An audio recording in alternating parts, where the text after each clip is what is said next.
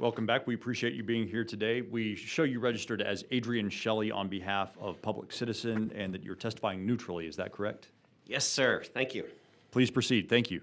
I'll get my timer out here. I want to be respectful of everybody's time.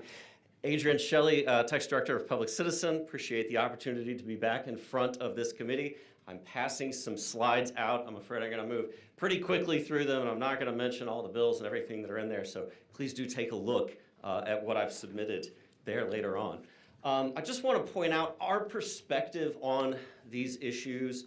We're coming from a place of interest in public health and safety, right? People's lives. And the reality is people are sickened and die by air pollution and by chemical accidents every single year in Texas. And I don't say that to be discouraging. I say it because we've got amazing opportunity here. We've done great work in the last few decades in Texas. We can keep that progress up, right, and keep people safe and save lives. So that's our perspective on these issues. Starting out right at the beginning with chemical safety, most of my examples are from the Houston area, my hometown, and it is said that there's a chemical accident as often as every 6 weeks in Houston. So we've got a piece of legislation to notify people when those happen. PFAS, forever chemicals, are of concern these days. We've got a couple of good bills on that. I'm on page 4 now, including by Representative Morales-Shaw, a health study on PFAS. Again, my interest here, public health. But when we talk about air quality, one of the other things we have to remember is the consequence of federal non-attainment designations, right? And that is primarily ozone and particulate matter pollution. So on the next couple of slides, billions of dollars in economic consequences from being designated non-attainment under these pollutants. So that's one reason why we do a lot of this work, all right? Moving on to slide 8, there are a number of bills that address specific air monitoring situations in parts of the state. So Fort Bend County, there's a coal plant there that's responsible for 178 deaths every single year. Representative Reynolds has a bill related to hydrogen sulfide pollution. Again, this is deadly. We need a lower standard for that pollutant. Moving on, slide 12. Cumulative impacts are an issue that the agency is at present unable to deal with. The way that you hear the agency describe this sometimes is they say, we don't do siting, which means we can't decide whether this location is the right location for a facility. And if you look on slide 12, right in the middle of that slide, you see a community in Houston called Manchester, 450 homes, absolutely surrounded by polluting industry. It's not one facility that's impacting people's lives there. It's the clustering of those facilities. Speaking of clustering, let's move on to cement and concrete plants, slide 13. We've heard a lot of talk about cement since the summer. Turns out there's actually only 12 cement kilns in the state, and they seem to be of concern to us when they locate next to semiconductor manufacturers. Concrete plants are also a significant problem. There's 1,000 of these. We've got a side-by-side map here, 200 of these facilities just in the Houston area, right?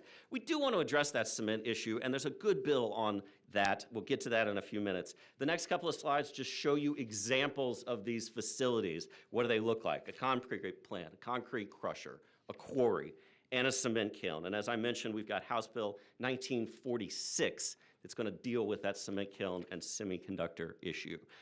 Slide 18, this is what it looks like when concrete plants cluster. They locate next door to each other. Page 19, this is what happens when you live in a city that doesn't have setbacks. These photos are from the backyard of a home. This person lives right next door to a concrete plant. Got bills on the next couple of pages. Slide 22, advanced nuclear. There's a couple of bills here. There's one that I want to highlight. It's actually a Senate bill related to the Low-Level Radioactive Waste Compact Commission reducing the fees. We think this is a bad idea based on what may be on the horizon in the nuclear space. Chairman Anchia, your understanding is not far off here. If you remember the basement of the Springfield nuclear power plant, all of those containers of glowing stuff that's down there, that's actually what's going on. We're storing our nuclear waste in our basements, so we need to deal with that. We see most of the advanced nuclear proposals, at least right now, as so many Enron eggs, and we don't think that people, or rather the state taxpayers' dollars, should go toward funding those projects. TERP 24, we like TERP. We've got some good bills. Why do we like TERP? Because it's a cheap way to reduce air pollution and it's an incentive-based program. And then on slide 28, lots of good TCEQ bills. And the very last slide is a reminder that clean energy is within all of our means as individuals to participate in. We see a humble home there in San Antonio that's invested in solar. So that's what I got. Thank you. Thank you for your presentation. Members, are there any questions for Mr. Shelley? Thank you. Thank you. Oh, I'm sorry, Mr. Reynolds, Representative Reynolds. Thank you, Mr. Chairman. Adrian, I think you and I have done a lot of, we've had discussions about the impact of climate change. Do you have an opinion about that? Yes, sir. And I believe we did our first session together in this committee in 2011, so I appreciate your seniority here on the committee. You know, climate change is one of the, or should be, one of the driving issues of our time, right? It's already resulting in global migrations. It is changing the way that we do business, the way that we produce energy. It's changing where people live, how they live. You know, we often talk about the just astronomical consequences of dealing with climate change, but not dealing with it is going to be more expensive. I mentioned before, you know, my primary interest here is in health and safety. There's a direct link between the impacts of climate change and other health and safety consequences of pollution. So appreciate that. And Representative Reynolds, you and others have some good bills, you know, getting Texas to kind of start on that path of addressing climate change, you know, study, Climate Change Assessment Council. It's time we started taking climate change seriously in the legislature. Is there any, we've heard testimony that's been politicized, and I would agree that it has been politicized. Is there any science to substantiate that climate change is real? Absolutely, sir. And you say it's been politicized, and honestly, it's a question of trade-offs, right? Where do we want our investment? Where do we want our dollars? You know, it's been said that that's what politics is, right? It's the allocation of scarce resources to priorities, right? And again, if you think about this ultimately as not what we're doing to the planet, but what we're doing to ourselves, the people who have to live on the planet, I think the choice becomes clear. You know, as for scientific evidence, I mean, the scientific consensus on climate change is clear, but you don't have to believe the science at this point because we are experiencing it every day in Texas, right?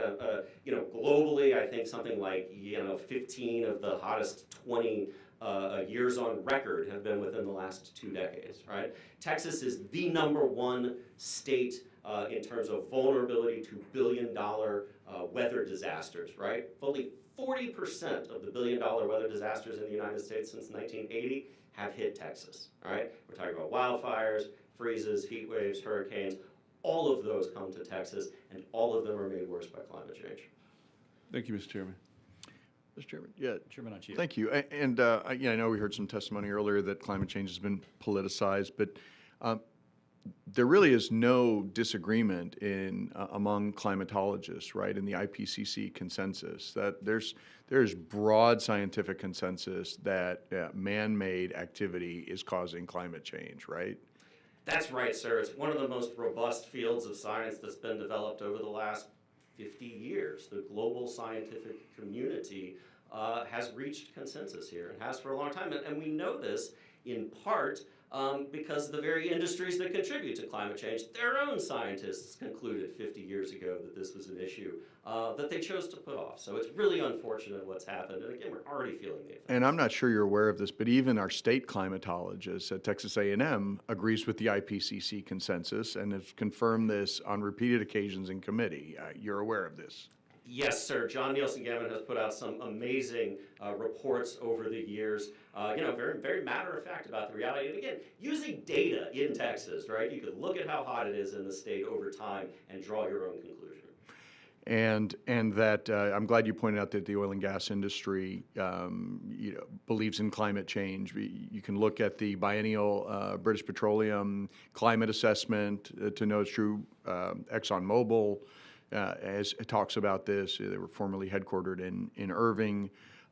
Certainly the insurance industry understands that climate change is real, and you know, people wonder, about insurance rates in the state of Texas and why they're going up. Well, it's massive, severe weather events that are causing insurance companies to have to raise premiums because the losses are massive. But yet nobody, or very few people in this building ever want to talk about that. And so I'm glad you were talking about it. Yes, sir, and I believe Texas is about third or fourth in terms of insurance premiums in the country right now. Look at Florida for Texas's future. A policy costs an average of $12,000.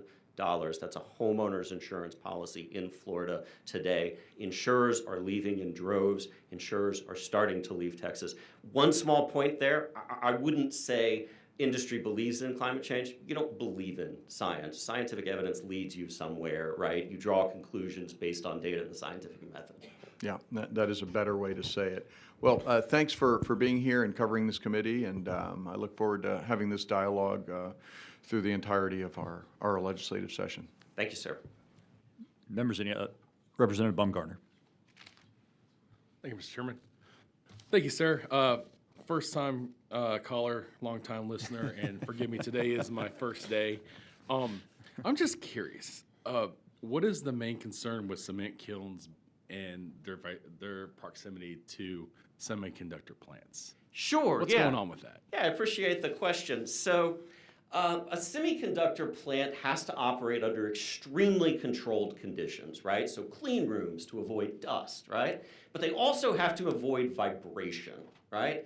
Even a highway that's close to a plant, the trucks going by are going to create too many vibrations for that plant to produce chips at the the quality that it needs to. So what do? They anchor to the bedrock, right? They drill down, they anchor into the bedrock, and that building is now stuck to the earth, right? It's not moving.